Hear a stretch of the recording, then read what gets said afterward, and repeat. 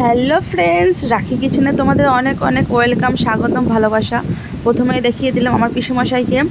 এই দেখো আজকে রান্নাটা করছে আমার পিসেমশাই কড়াইতে তেল দিয়ে দিয়েছে, দিয়ে জিরে ফোড়ন দিয়ে দিয়েছে, দিয়ে তেজপাতা দিয়েছে। আর এই দেখো এদিকে আলু ভেজে রেখেছে। তার সাথে এই যে কড়াই দেখিয়ে দিলাম তোমাদের, মেটে রয়েছে, পেঁয়াজ কুচি রয়েছে। আর ওইদিকে তোমরা দেখতেই পাচ্ছ এই যে আমি দাঁড়িয়ে আছি। কারণ তোমাদের বলে দিই, আমি আমার পিসির বাড়ি বেড়াতে গেছি, বেড়াতে গিয়ে দেখছি আজকে মাটন কষা রান্না হচ্ছে।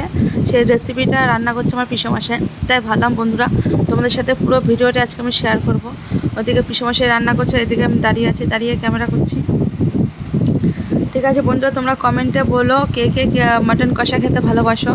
আর আমার পিসেমশাই খুব সুন্দর রান্না করে। এই যে এখন কড়াইতে পেঁয়াজ দিয়ে দিয়েছে। আর এদিকে আমার পিসি, আমার মা, আমার মেয়ে যে বসে গল্প করছে সবাই। আর আমার একটু ঠান্ডা লেগেছে, এর জন্য আমি ভয়েসটা ঠিকমতো দিতে পারছি না। আর এইদিকে আমি তোমাদের বলেছি, ওইদিকে প্রেশারে মাটনটা আগে থেকে সিদ্ধ করে নিয়েছে। সিদ্ধ করে হলুদ লবণ দিয়ে ভালো করে মাখিয়ে ম্যারিনেট করে এটাকে ভালো করে সিদ্ধ করে নিয়েছে। নিয়ে এখন এই যে একটা একটা করে তুলে দিয়ে দিচ্ছে। তোমরা এইভাবে মাটনটা রান্না করে দেখবে, খেতে খুব টেস্টি হয়, খুব সুস্বাদু হয়। আর এতটা সফট হয় কি বলবো, খুব সুন্দর হয় খেতে।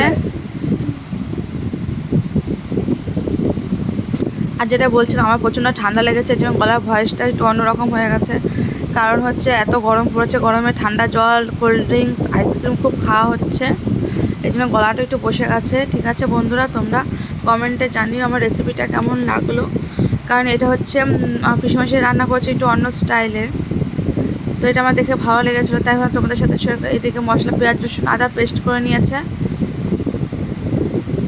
এখন পেস্ট করে নেওয়া মশলাটা দিয়ে দিচ্ছে ভালো করে কাচিয়ে। আর মেটেগুলো এখন দেবে না, মেটেগুলো ওইদিকে বাটিতে রয়েছে রাখা, মেটেগুলো পরে দেবে।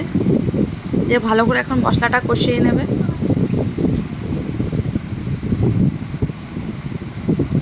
আর এইভাবে রান্না করলে মাংসটা এতটা সফট হয় কি বলবো, মানে খুলেও যায় না হাত থেকে, খেতে বেশ টেস্টি লাগে। আর এদিকে দেখো, এটা হচ্ছে কাশ্মীরি লঙ্কা গুঁড়ো দিয়ে দিচ্ছে, সানরাইজের কাশ্মীরি লঙ্কা গুঁড়ো, এটা দিলে কালার। আর এদিকে দিয়ে দিচ্ছে মিট মশলা ও কাশ্মীরি লঙ্কা গুঁড়ো দুটো একসাথে মিশিয়ে এবার ভালো করে এটাতে জল দিয়ে নাড়িয়ে নিচ্ছে। ভালো করে নাড়িয়ে এবার এই মশলাটা এর ভিতর দিয়ে দেবো। দিয়ে যে তোমরা দেখছো যে কালারটা অন্যরকম চলে এসছে, এবার আলুগুলো দিয়ে দিলাম।